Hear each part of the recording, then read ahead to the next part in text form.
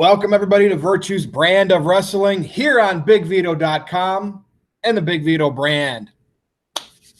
Thank you, Big Vito. Thank you, Noel, for allowing me, Virtue, to be part of your brand. It is awesome, and I know you have a lot of cool new projects coming up, radios, Google, YouTube, all that good stuff. And I look forward to contributing or continue to contribute to your channel and talk about professional wrestling or rant about professional wrestling. I have my movie of the week. There you go. I showed it to you really quick. I'll talk about it at the end. This video, we're going to get right to the chase. WWE Crown Jewel took place last Friday. Ooh, I got blurry there for a minute. And, of course, going into it, there was some heat because of the journalist that was murdered in Turkey, and it was connected that the Saudi government most likely had something to do with it, or people in their inner circle, which is interesting because it happened so fast. They tried to send an imposter out to cover it up. We just don't know all the facts. It's purely speculation. And let's face it, Saudi Arabia is one of the richest, if not the richest country in the world because of their oil and petroleum reserves. And where there's money and where there's religious beliefs like over there, and I don't get into religion and politics, there is going to be collusion. That's just how it is. I mean, every country there is murder and cover-ups and all that kind of weird stuff. Let's face it, you just usually don't find out about it. And the Saudis, unfortunately, you're on blast. But again, that's not what I want to talk about. WWE Crown Jewel. Why did they go over there? Well, first of all, they had every right to, as a business, as a private business. Yes, Linda McMahon is in President Trump's cabinet. But let's be honest, unless Saudi Arabia has a ban like Yemen, Somalia, Iran, and countries like that, then, North Korea, you can do business over there. WWE has this long-term deal with Saudi Arabia, and they're getting a lot of money. And as a business, that's what you do. Now, going forward, will this change it? Perhaps. If Saudi Arabia becomes one of these negative countries and the U.S. says, no, you can't go over there anymore, WWE has no choice. But if it doesn't get to that because this is a one-off isolated incident and whoever's at fault, whatever the reasons are being for this murder, if it just kind of goes away and nothing like this happens again, okay. I mean, is Saudi Arabia going to start World War III? That's what the U.S. is really worried about, stuff like that. So WWE going over to this country, it's not blood money, okay? When I saw this show and I was looking at there are kids and families that live over there that are just like us. They just want to live normal lives, but yet they were born over there and they're citizens of that country. Why should they be penalized from entertainment because of one thing that happened? Arabia is doing all these sadistic acts and they want to be pushing terrorism and war. Yeah, okay, then you don't go. So I don't blame WWE for going over there and doing this, right? They're a business. They wanted to collect their money.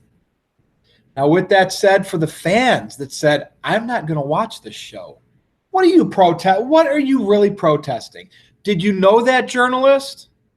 Were you best friends with him? Was he your family? Yes, it was wrong that this guy was murdered. Any murder is wrong. But does that make did WWE commit that murder?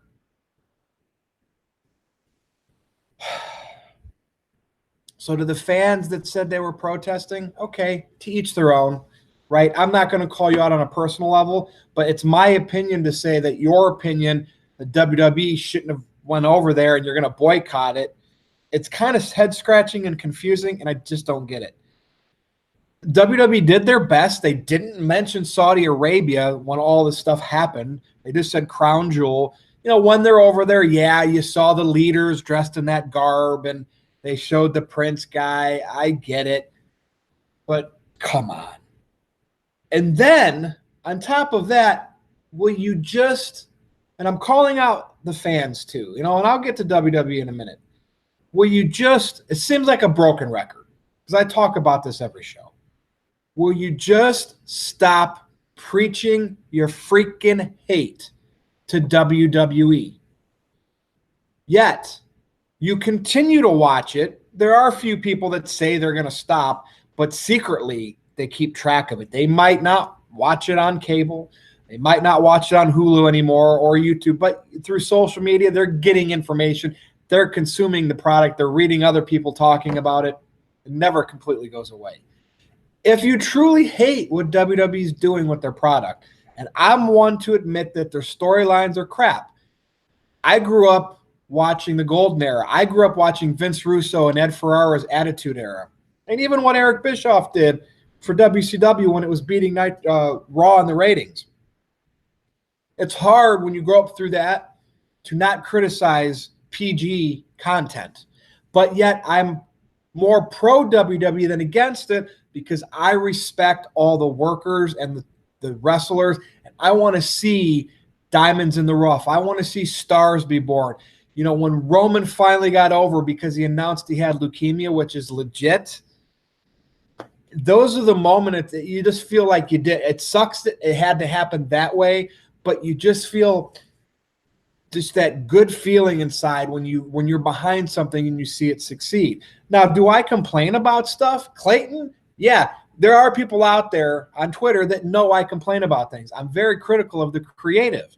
Certain wrestlers that flip and fly and do trapeze and gymnasts that don't, to me, sell a story in the ring like some Dave Meltzer says they do. I'm critical of that style. I like Jake and Ricky Steamboat, Rick Rude and Ric Flair. Those are the type of matches I grew up watching. Mr. Perfect Bret Hart. You feel me? Savage Steamboat. How am I supposed to say Ricochet and Will Ospreay is great? I can't. It's not anything like I grew up watching. The Attitude Era didn't focus on quality of matches. It was about the storyline. And if a match at a pay-per-view was 10 minutes and it was a sloppy fight, that's how fights really are. Sloppy, right? Or completely one-sided. So I get it. But nonetheless, these fans boycotting Crown Jewel, come on.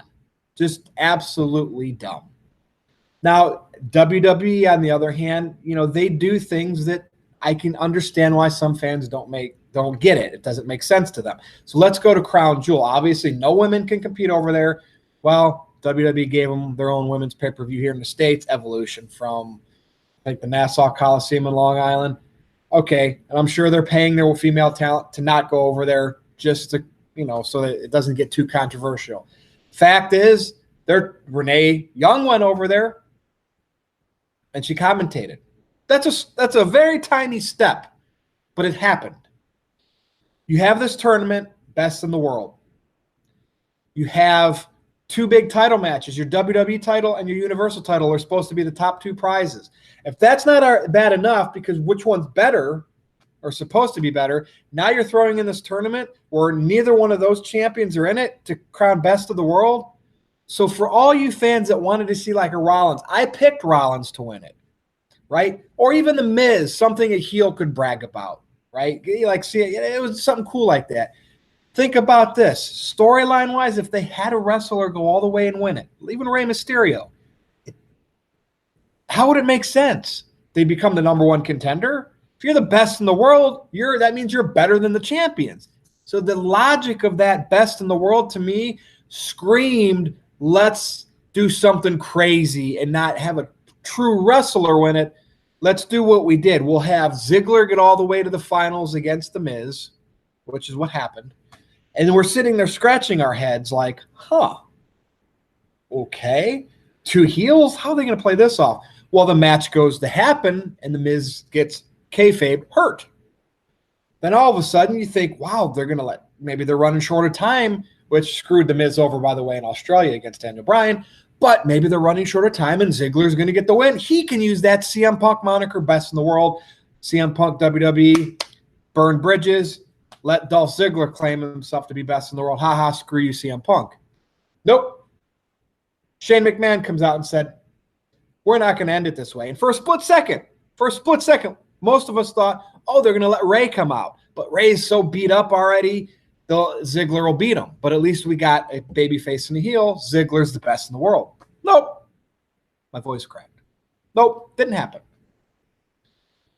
Shane McMahon. A good old Shane McMahon. McMahon puts himself into this tournament. In this match, and basically in less than 5 minutes, beats Dolph Ziggler. He did his coast-to-coast drop kick off the top turnbuckle, cool. He wins. Fans are outraged. Oh, how can Shane, what a joke of a tournament. Folks, it makes sense. Shane McMahon is a McMahon. He can call himself best in the world in spite of CM Punk. But it's not a wrestler now that all of a sudden will probably never get pushed up to the main title. So therefore, it's not devaluing your current champions. Smart move. Or maybe WWE should have never made a tournament that important, or had have like the champion at the end of the tournament, like AJ Styles, or for the WWE title. But the fact that the best in the world wrestler was never going to be as high as the WWE champion or the newly crowned Universal champion, which we'll get to in a minute, it just didn't make sense to have a wrestler be that, and especially if it was going to be someone you knew they weren't going to push to the top. And this is where the Seth Rollins fans, oh, you could have made him. He's the Intercontinental Champion. He could have won that tournament. Then he would have had more right to be in the main event scene. Okay, he's going to get back up there anyway. Doesn't need this fake tournament to get there. Remember when the IC title used to be the number one contender for the most part back in the good old days? I remember that. So Shane winning this to me was perfectly fine. It was sports entertainment. So I'm okay with it. Fans were pissed. Oh, what an awful pay-per-view. D, F, D. I gave the show a C overall. And I feel like I gave it too low of a score, because if I gave it like a B, by the way, it wasn't an A. Because the booking, they could have had better storylines. But if I would have gave it like a B, B minus, I would have been like, people would have been coming at me. So I looked at it. I gave Crown Jewel a C+. I think I gave Super Showdown a C+ or something like that. These shows that happen overseas in the stadiums are generic versions of WrestleMania. They just don't quite – they have the look, the presentation, but they're missing that WrestleMania historical thing. So that's why it feels like a house show. So I gave Crown Jewel a C. Right in the middle.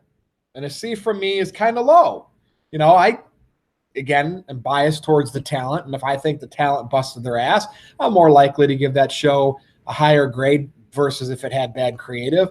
But I give it a C, and now I'm feeling like, well, to some other people, they thought I gave it an A, because they just want to poo-poo on everything because it's in their blood. It's in their culture now with social media, with having, you can write at the tip of your fingers on your phone. You can instantly bitch about something. It's in people's culture to complain. If you hate something, guess what? Unsubscribe from the WWE Network. Don't talk about WWE. Anybody that does, just ignore them, mute them. But you can't. And again, I'm a broken record, blah, blah, blah. You can't. All right, back to Crown Jewel. So we had the WWE Championship. Poor Joe. AJ retained. Not only did he retain, he made Joe tap out. Obviously, Daniel Bryan didn't want to go over there, so they jobbed Daniel Bryan out on SmackDown. Good luck, Daniel Bryan. You will probably be buried now. But it is what it is. So AJ went over clean. Let's face it, he's going to hold that WWE title enough times to pass CM Punk. McMahon is the best in the world. AJ Styles being the modern-day longest WWE champion. CM Punk, we're going to put all your stuff as low as we can go. We pushed you. You left us. It is what it is. And it's just called burying. It's called being salty, and WWE likes to prove points. So, AJ, you haven't been, you've been a great wrestler during your title run, but it's been a little bit boring. WWE Creative hasn't given, you and your opponents enough story, enough good feuding, like you and Nakamura, you and Joe, to feel compelling. You could have probably dropped the title and maybe won it back from one of those guys. Oh, but they wanted you to accumulate days for your title reign. So your title reign feels a little lackluster. Not your fault. That's creative's fault. Tag team title match, good. The Bar retains over New Day. New Day is a stale act. To me, it's the old day. So moving on. I was almost going to say, who did Ronda Rousey fight at this show? Oh, wait, they were in Saudi Arabia. And then let's just get to the Universal Championship next. We'll save the good old tag match for the last spot. But Brock basically beat up Strowman fairly quickly. Corbin got involved, though, to a point. Hit him with the title belt early on. But it took so many F5s.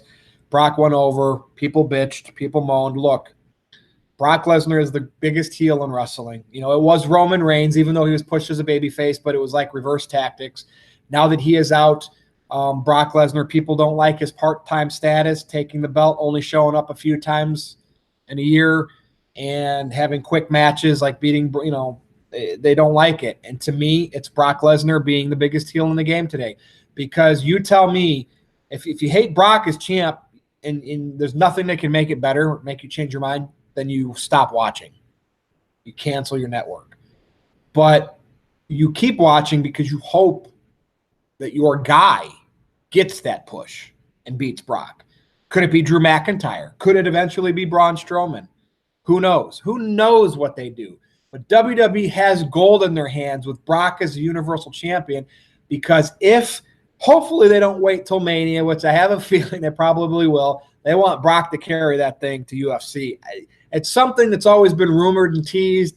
Now I really think so. With Roman being out, they're like, Vince is probably like, damn it, I'm going to put that title back on Brock. And if he goes and fights Cormier or whoever those guys' names are, I don't know, he's going to have my title because Brock's cocky. Cross-promoting, it is what it is. So Brock, to me, it's the right call to put that title on him. It's short-term stability. When you see Brock, you think champion. You may hate him. You may hate his short matches and his few appearances, but the fact is you're hating him. And you still watch because you want to see him lose it, meaning you want to see the baby beat him. That's investment. You just don't realize it. We'll see. To me, I am going to do another video where I talk about scenarios that branch off of this, including AJ Styles. So stay tuned to NoDQ_virtue on Twitter, because I'm probably going to do one of those joint videos where I film it for this channel, wrestlingwithwrestling.com and NoDQ.com. It'll be like one of those where I put it everywhere because I'm going to be passionate about this one. It's kind of fantasy booking too, to a point. All right, so Crown Jewel. Let's go to the main event. People bitched about Shawn and Triple H, Undertaker and Kane. They're slow. They're old. Well, no effing crap. They're part-timers. They're old. One guy's a governor. Shawn Michaels is a trainer. Triple H is a COO. Undertaker drinks and bikes. Travels from bar to bar with his wife. Bikers. The fact that you're seeing these legends go probably one of the last few times that they'll ever do this, and you can't just stop and just enjoy it for what it is. Oh, well, Shawn coming back and being bald and, you know, being in Saudi Arabia and being in a tag match, it just feels so cheap. Triple H tore his pec or something and had surgery in that match. He put it all on the line for you, unless we've been worked and it's really not hurt. But I think he is. Flipped over the outside of the rope, tore it. Shawn then had to be in that match a lot more than probably normal that was planned, and he did it. It's not the old 100% Shawn. The guy hasn't wrestled 8 years. It was what it was. Sure, when, you know, the whole spot on the outside of the ring where it looked like Undertaker and Triple H were do-si-doing, that happened after the pec tear. Now are you whining about that supposed botch when Triple H reversed Taker into the guardrail and it looked like bad? See, you just don't stop, take a breath, and just enjoy things for what they are. You want Ospreay and Ricochet. You want Kenny Omega, Young Bucks. Look, those guys, they're trying to create a whole new era of wrestling, but here's the thing. It's a small bubble. Casual fans don't want to see that shit because they are not going to believe it. So to me, if you want to do that stuff, if you want to like that stuff as a wrestling fan, if you want to, the PWG, Pro Wrestling Guerrilla type matches, if you want to like that, cool. But if you can't respect sports entertainment and you can't respect, simpler matches with maybe a little bit of overbooking and gimmicks in them, then wrestling in general is not for you. Because if you get what you want and everything's like NXT, WWE is going to go out of business. They tried to put NXT on the USA Network. It drew 800,000 people. Everyone bitches about Raw's ratings. At least it's 2 million, 2.5 million. Big difference. Big difference. So that's my take on Crown Jewel. DX won. I mean, it was a McMahon show. The son-in-law's team won. Shane McMahon's the best in the world. Brock Lesnar's the Universal Champ. And it is what it is. That's WWE. And if you, like I said, if you hate it, cancel. I will agree with you. Creative could be better. It just sucks. It's the PG and the stock market era, and they got to keep shareholders happy, and they don't want parents to write letters and this and that. So we're never going to get that good edgy stuff anymore. But if you're like me, you sit through the sour grapes and the bad stuff, and there's times I'll fast forward through stuff if I don't like it, but I will always find something that I like, and it sucks. Like Chris Jericho is even fed up with the product because he's gone from WWE and he's working in New Japan and he's and he's playing his gimmick everywhere he goes. That's how wrestlers used to do it. Jericho gets pissed at New Japan for already promoting his Intercontinental title match with Naito. Now, is he really pissed or is it kayfabe pissed? But old school. Jericho, it's funny because I talked about this a little bit on my Twitter. Chris Jericho is going over there. He's not in the best shape of his life. He's in good shape for late 40s. But, he's got the drinking gut going on a little bit. He's not as toned as he used to be. But still are awesome, Chris. But he's over there still performing, but slower matches, psychology, gimmicks, stuff. You can use weapons in this, building to the end. And it's not flipping and flying, but yet fans, Chris Jericho, that's another match of the year candidate. You're so awesome. If you did that same stuff in WWE, you'd say, what a bad match versus Kevin Owens. But it's in New Japan, so now Jericho can trick you into getting. He didn't do it. He got some scrapes and stuff on his, but he didn't break his neck or do anything crazy. Now, it's funny. A great worker can get the crowd to think they had a great match, even if you look at it and say, well, they didn't really do anything spectacular, but they told the story well. That's why it was great. Chris Jericho is bringing it, and that is wrestling psychology, not Okada and Omega and Tanahashi doing it's not. That's just them doing spots in the matches and false finishes. There's no psychology when you kick out 30 times in a match and you can take everybody's finish and second finish and third finish.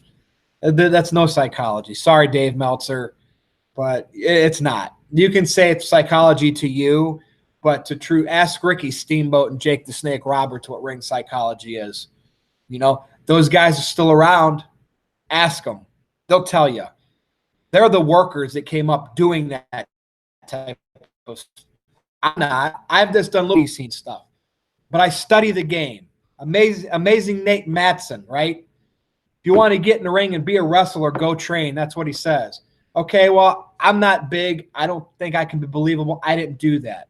But I went and I trained to be a ringside manager and to be in a locker room, and I learned how you can respect others, listen to constructive criticism.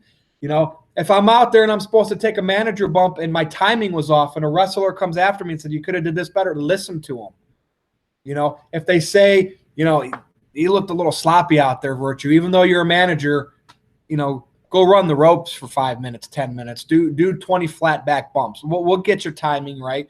I listen. I go do it. So thank you. I love ranting. I felt like I was going to talk about something else. Oh, no, it's going to be on another video. It's going to be the whole what they should do with the Universal title and the WWE title, AJ and Brock, and how they can use Brock to be a catalyst to make a big time push somebody to the moon type superstar. So stay tuned for that. That's coming soon. But that's my rant on Crown Jewel. WWE has its faults. The fans have their faults. And it's just sad that we just can't enjoy it. Is it okay to say you didn't like something and rant a little bit? Yeah. But when you make that your main focus, it's cringeworthy. I put over a lot of stuff in WWE. People call me a yes man. I critique criticism or storyline, creative, and certain wrestlers that don't sell or the flipping and flying type matches. So that's a criticism. I try to be right in the middle, and I try to look at both ends of the spectrum. But at the end of the day, I'm not mad and angry. If I come across angry with my rage, that's because I'm raging at the fans that don't get it, or WWE that plays hardball with said fans. And to me, it's like you rip the fans go and troll the show and chant what they want to chant. WWE continues to push who they know the fans don't like. And who's trolling who here? Oh, yeah, okay. Well, if that's the way I got to find enjoyment is to rage from WWE and the Smarks trolling each other constantly, then so be it. That's what I'm going to do. So anyway, movie of the week. And I think I showed this on my Virtues Rage video that I do with Big G over on NoDQ.com. But here it is. Tom Hanks, The Burbs. Not only is Tom Hanks in this movie, Corey Feldman is in this movie, Carrie Fisher is in this movie, and I consider this kind of a Halloween movie. It's a comedy, but it's got the creepiness of the neighbors and what, just the things that are going on in their lab and their basement. And it's just 80s greatness. And they just don't make movies like this anymore. I liked early Tom Hanks before he did Forrest Gump, before he did Philadelphia, before he did Castaway. I liked Joe and the Volcano, or Joe Meets the Volcano, whatever it's called. Big, The Burbs, Turner and Hooch. But I was an 80s and early 90s boy, so maybe that's why. But highly recommend The Burbs. If you've never seen it, you can probably find this Blu-ray right here at Walmart. This has been a production of the Big Vito brand. Check us out at bigvito.com and harlowinc.com.